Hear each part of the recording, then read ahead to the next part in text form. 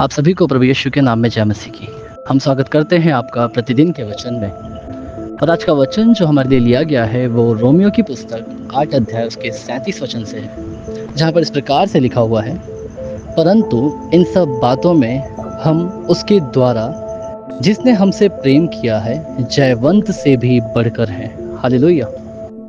मेरे प्रियो, जब ये रोमियो की पुस्तक पौलुस लिखता है तो वो एक ऐसे समय है जहाँ पर जो मसीही हैं, जो यीशु मसीह के चेले हैं, उन पर बहुत ज़्यादा विरोध हो रहा है। वो रोज घात किए जा रहे हैं। वो रोज कोई ना कोई ये खबर सुन रहा है कि किसी को वहाँ पर मार दिया गया, किसी को वहाँ पर पथरवा करके मार दिया गया। ऐसे समय पर पौलुस इन बातों को लिखता है।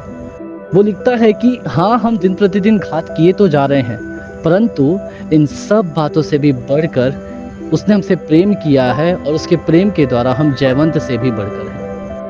पर प्रियो, यहाँ पर जो शब्द यूज हुआ है वो जयवंत है। जब एक राजा दूसरे राज्य पर चढ़ाई करके आता है, उस राज्य का सब कुछ लूट पाट के आता है और उस राज्य पर अपना धाक जमाकर विजय पाकर आता है, तो वो जयवंत कहलाता है। उसी प्रकार से मसीह यीशु ने आपको और मुझे भी जयवंत ही नहीं परंतु जयवंत से भी बढ़कर किया है अपने प्रेम के द्वारा। क्योंकि हमारी लड़ाई किसी राजा से नहीं, किसी मानव जाति से नहीं, किसी मनुष्य से नहीं, ना इस प्रकृति से है, परंतु हमारी जो लड़ाई है वो शैतानी ताकतों से है, जो हमारे परिवार के जनों को, जो हमारे समाज के जनों को नशे में और भी बहुत सारी ऐसी चीजों में लेके जाता है जिससे वो नाश हो जाते हैं। वो बहुत सी ऐसी बातों में हमारी श्रद्धा को खत्म कर देता है कि हम नाश हुए जाते हैं। परंतु परमेश्वर ने हमसे प्रेम किया और अपने इकलौते पुत्र को भेजा ताकि वो आपके और मेरे लिए अपने प्राणों को दे और फिर जी उठे और आपको जयवंत से भी बढ़कर बनाए। क्योंकि वो आपको मृत्यु नहीं देता और ना ही आपको ये दिलासा देता है कि हाँ, मैं शायद तुझे कोई अगला जन्म दूंगा या तुझे कोई आगे ऐसी जीवित मनुष्य के रूप में बनाऊंगा, परंतु वो आपसे वायदा करता है कि मैं तुझे अनंत काल तक जीवित रखूंगा। उसका वचन कहता है जितने लोग उस पर विश्वास करते हैं वो हानि को नहीं पाते परंतु अनंत तक जीवित रहते हैं, क्योंकि उसने आपसे ऐसा ही प्रेम किया है। और उस प्रेम के जरिए ही पौलुस इन बातों को लिख पाता है जब वो विरोध का सामना कर रहा है, जब वो लोगों का सामना कर रहा है जो लोग उसे पसंद नहीं करते, जब वो वचन को सुनाता है। हालांकि पौलुस भी उनमें से एक था।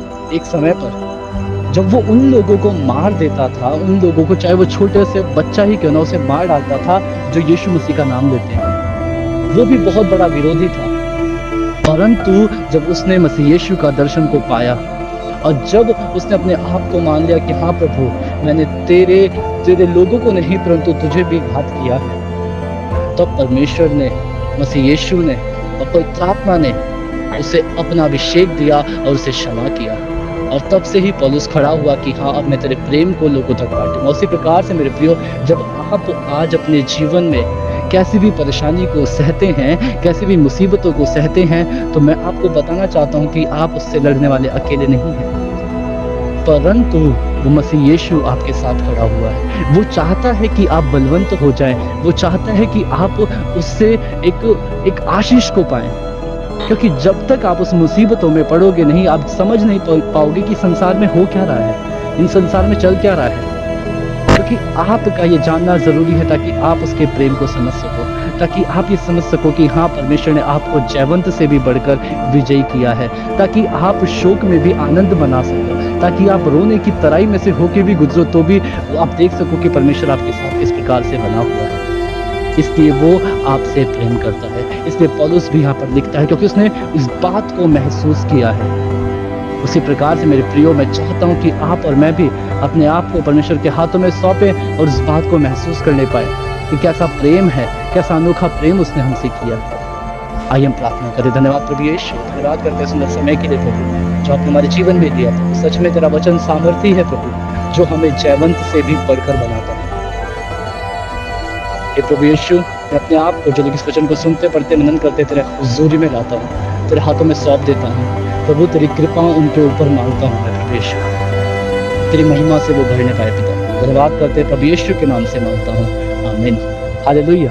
आप सभी को प्रभु यीशु के नाम में जय मसीह की। आपका दिन शुभ हो।